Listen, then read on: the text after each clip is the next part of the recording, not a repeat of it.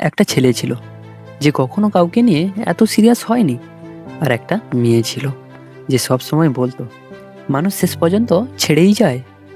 দুজনের দেখা হয়েছিল একদম অদ্ভুত সময়ে। ছেলেটা তখন নিজের ভবিষ্যৎ নিয়ে লড়ছে, আর মেয়েটা নিজের পরিবার আর মানসিক চাপের সাথে যুদ্ধ করছে।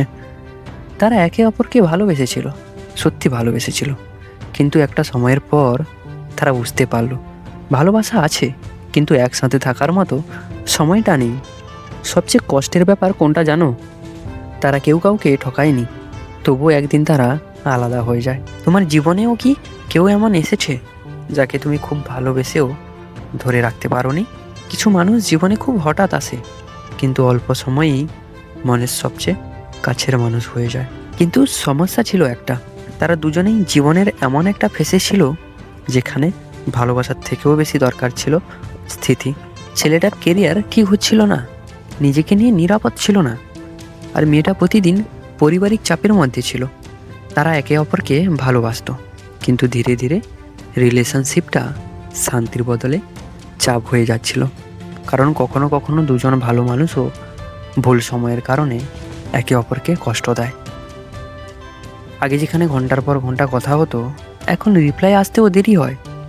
কেউ ইচ্ছে করে বদলায়নি, কেউ আই হেট ইউও বলেনি, শুধু একটা শান্ত কথা হয়েছিল।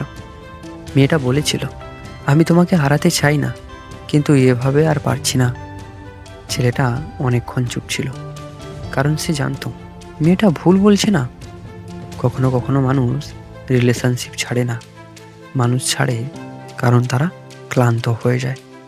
আর সেই দিন দুজন মানুষ একে অপরকে ভালোবেসেও ছেড়ে দিয়েছিল। জীবন থেমে থাকেনি, ছেলেটা নিজের কাজ নিয়ে ব্যস্ত হয়ে গেল, মেয়েটা ধীরে ধীরে নিজেকে সামলাতে শিখে গেল। কিন্তু কিছু রাত পুরনো স্মৃতি ফিরিয়ে আনে, আর মাঝে মাঝে দুজনেই একে অপরের প্রোফাইল চেক করে।